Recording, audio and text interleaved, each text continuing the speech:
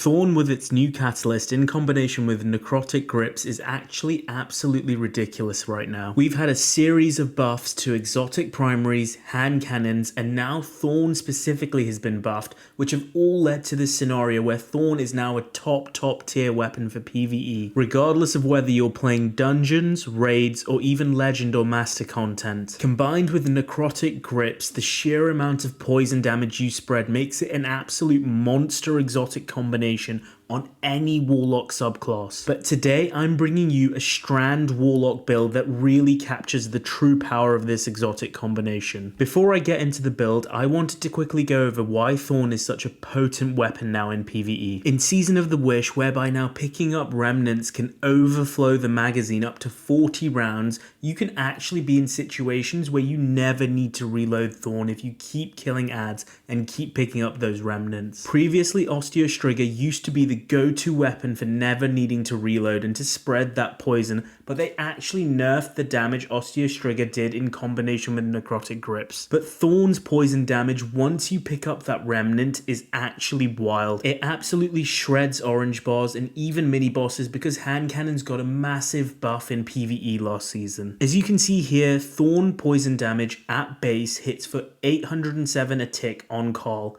With Soul Devourer procced, we triple that damage to 2421 per tick. And then if we add 2 kinetic surge mods into the mix, we can actually improve the poison damage even more to 2833 per tick, which is now over 250% more damage than what we originally started with. Now, Necrotic Grip actually spreads its own poison damage when killing a poisoned enemy, and necrotic poison damage hits like a truck, and it stacks with Thorn poison damage, so you can really start hitting properly hard to entire rooms of enemies with the spreading necrotic poison on top of the Thorn poison damage. We actually take this a step further with this Strand Warlock build you see me using, whereby using the aspect Mind Spun Invocation and the Shackle Grenade, when we consume our grenade for 25 whole seconds, whenever we kill an enemy, we create a suspending detonation. So now on a Thorn kill, we poison our enemies, we spread necrotic poison, and we suspend them. And this can chain throughout the entire room of adds with just one singular kill. Chuck in a melee or two with this subclass into the mix, and then we even have Unravel spreading through our enemies as well. This combination is so ridiculous in any situation that demands massive add clear.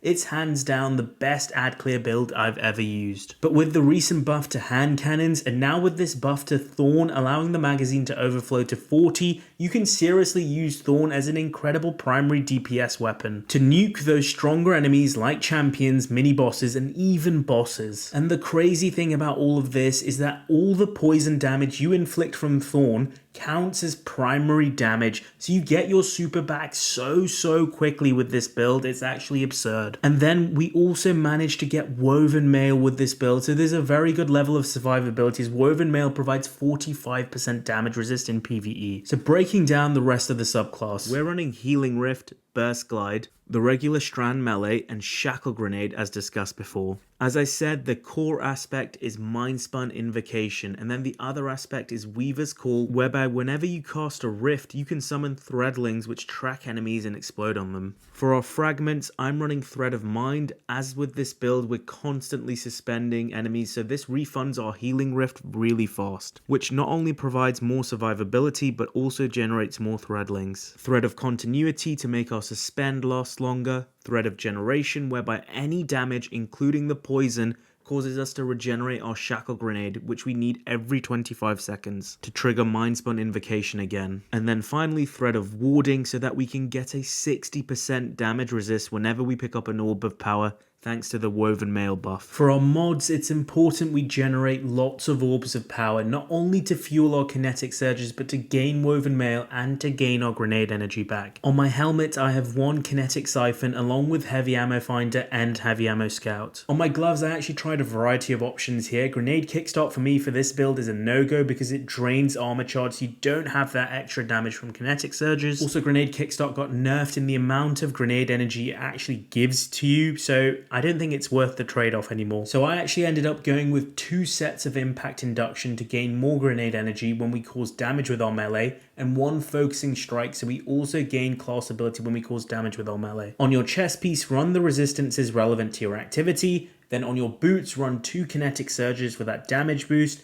and then also run 1 innovation to get grenade energy back from orbs. On my cloak, I have 1 time dilation, which extends the timer for surges and makes it a lot more reliable in general. 1 reaper to generate more orbs when we place down our rift. 1 bomber for more grenade energy whenever we use our class ability. So as you can see, literally every ability gives back more ability. So spamming abilities should net, in result, more grenade energy. So all in all, just spam your abilities with this build. In terms of stat priority, the number 1 priority for this build is 100 resilience for that sweet 30% damage resistance, which stacks with woven mail. And then in close second is 100 discipline, or as close as possible, so you can get your shackle grenade back faster. There's no necessary seasonal artifact perks that you need for this build, but this season there are a few which will be helpful. Unstoppable hand cannon works with Thorn so you can stun those champions in harder content. Solo operative is an absolute must for any solo player because it increases damage by 15% from all sources. And then finally, I would also use Horde Shuttle because you do unravel targets with your melee in this build, and then those can spawn threadlings from this artifact pack. So there you have it, my updated Thorn Necrotic grip build, which is absolutely insane in Season 23.